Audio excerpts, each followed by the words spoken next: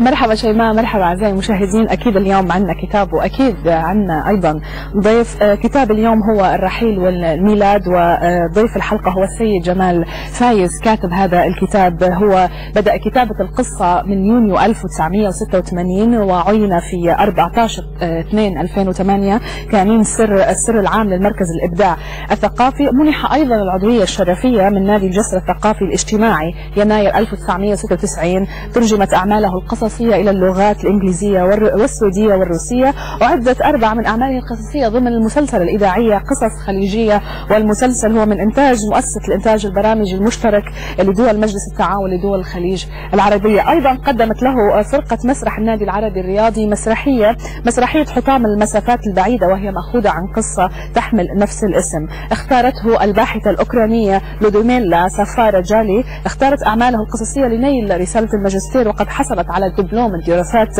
العليا ودرجة التخصص في اللغة العربية وأدابها من جامعة تفريدة الوطنية، وقسم اللغات الشرقية وأدابها في 2/6/2004. وكان عنوان البحث تأثير الثقافة على الحياة الاجتماعية في أعمال جمال فايز. مرحبا سيد جمال. يا هلا فيكم وشكرا على الاستضافة. شكرا، لا شكرا على واجب.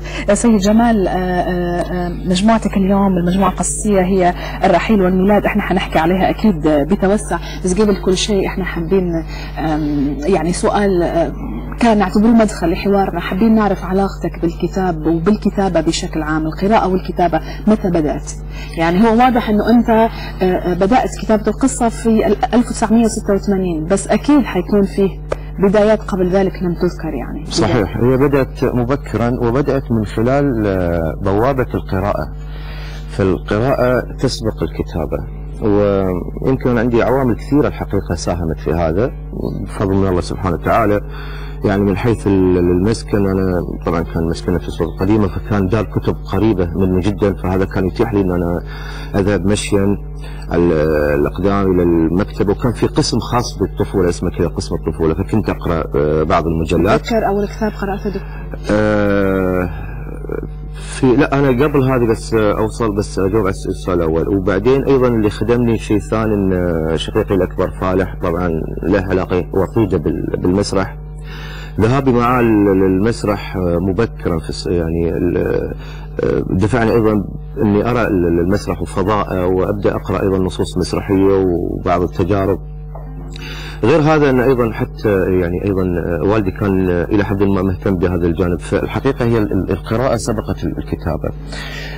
الكتابة لما دخلت إلى هذا العالم هي كانت كتابة يعني عبثية، يعني مجرد يعني هواية، وما كان لها ضمن إطار محدد أو هدف محدد، إنما هي كانت كتابة لمجرد الكتابة. ثم بدأت تتشكل يمكن في المرحلة المتوسطة، تحديدا في يمكن في الصف التاسع أو ما يعادل ثالث إعدادي. هنا بدأت تتشكل، ويمكن أنا هنا أذكر الأستاذ محمد عاشير له دور كبير الحقيقة في التقاطي واهتمام الشخصي بي، وطبعا إلى جانب مجموعة طلبة يعني آخرين. وأتذكر حتى يومها كان في مسابقة على مستوى الصفوف التاسع، كنا احنا 3 صفوف، وكنا في رحلة خلوية، وطلبوا منا أن نكتب موضوع تعبيري، وكتبت أنا الموضوع على شكل حكاية.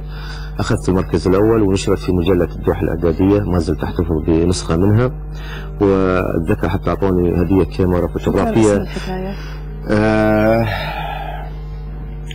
والله لا أتذكر، يعني أعتقد هي كان يعني في حدود الرحلة إلى إن شاء الله يعني هو كان طالبين منا نكتب بشكل تعبير. أنا كتبت على شكل حكاية، إن في حوار وفي موضوع وفي عقد وفي يعني في على شكل هذا، ومنها بدأت العملية. بعد ذلك رجعت للقراءة. هل اكتشفت قدراتك الكتابية أو مواهبك في مجال الكتابة، كتابة القصة بالتحديد، من تلك التجربة؟ كتابتك الحكاية؟ لا أنا كان أهتم بالقصة من حيث السمع. كانت والدتي من النوع اللي تحب القص. كنت أهتم بالقصة من حيث قراءتك مسرح. كنت أكتب، لكن ما كان عندي هدف أبدا، ولا كان يخطر في بالي أن أنا أكتب في مجال القصة. بالعكس، يعني كنت يعني أفكر مثل غيري، يعني أنا أكون رياضي مثلا، بطل أولمبي وشغلة. فما كان هذا الأمر يخطر على بالي. حتى لما كنت أكتب، يعني اللي أكتبه يعني أرميه. يعني حتى يعني دخلتي عالم القصة كان دخول غير معد له سلفا. يعني هي جت بتحفيز من زملائي، كان هاي تقريبا في النصف الثاني من القرن الماضي 1986 تحديدا، كان يومها في مسابقة اسمها قاص الجامعة، والشباب يعني حثوني قالوا لي طيب ما تدش وهذا كذا، وكنت انا من النوع طبعا الخجول وين ادش يعني، وفي طبعا طلبه ومن جنسيات مختلفه وتحدي صعب. فدخلت وكانت المفاجاه الحقيقه النقله النوعيه اني انا حصلت على قاص الجامعه، وبعدين حتى ايضا اتيح لي ان انا امثل الدوله على مستوى جامعه قطر، وايضا امثل جامعه قطر على مستوى الجامعات، وايضا مثلت الدوله على مستوى دول مجلس التعاون الخليجيه، ومنها بدات قضيه الانطلاقه. لكن ظلت ايضا الكتابه يعني ايضا يعني هي اجتهاديه، يعني اقرب من انها يعني قائمه على الدراسه، الى ان يمكن جينا في مرحله ال 94 عندما تعرف على الدكتور مراد، وبدينا نبدا من مرحله الصفر. انا ايضا مجموعه شباب، في اللي توقف في اللي استمر، لكن استمر على تكنيك معين، وانا بديت يعني يمكن من 94 الى 96 كانت هذه الفتره بالنسبه لي يعني فتره ذهبيه، كانت كلها عباره عن قراءات، دراسات وقصص وجلسات مكثفه الحقيقه، كانت هذه الارضيه الصحيحه. طيب سيد جمال، هل تعتقد انه مرحله الطفوله زي ما حكيت انه ذهابك مع اخيك للمسرح، ايضا الحي اللي كنت تسكن فيه القريب من دار الكتب او المكتبه كنت تقرا فيه، هل تعتقد ان هي شكلت جزء كبير من خلفيتك الثقافيه او خلفيه الموهبه عندك في كتابه القصه؟ صحيح، يعني على سبيل المثال يعني عندما تسترجع مثلا لما اذكر منطقه الصفر القديمه معروفه هي تلقائيه قريبه من البحر، معظم كتاباتي تجدين فيها يعني البوح البحر يعني وفيها الفضاء، في امتداد بينك وبين الماضي يعني. وفي الاخير الكاتب هو بالبيئه كما يقولون. طيب احنا الى جانب الرحيل والميلاد عندك مجموعات كثيره قصصيه، منها ساره والجراد، الرقص على حافه الجرح، الرحيل والميلاد، عندما يبتسم الحزن. بس اليوم احنا اخترنا الرحيل والميلاد، وانا اعرف انه في بعدها مجموعه اخرى قصصيه، بس يا ريت تعطينا فكره على الرحيل والميلاد بالتحديد. انا اطلعت عليها وكان عندي عليها بعض الملاحظات، بس نحب نسمع انت رايك في الرحيل والميلاد. الرحيل والميلاد هي المجموعه الثالثه بعد ساره والجراد كما تفضلت، التي صدرت في الدوحة 1991، وبعد مجموعة الرقص على حافة الجرح التي صدرت في 3 طبعات، الدوحة 97 والقاهرة 2001 وبيروت 2004.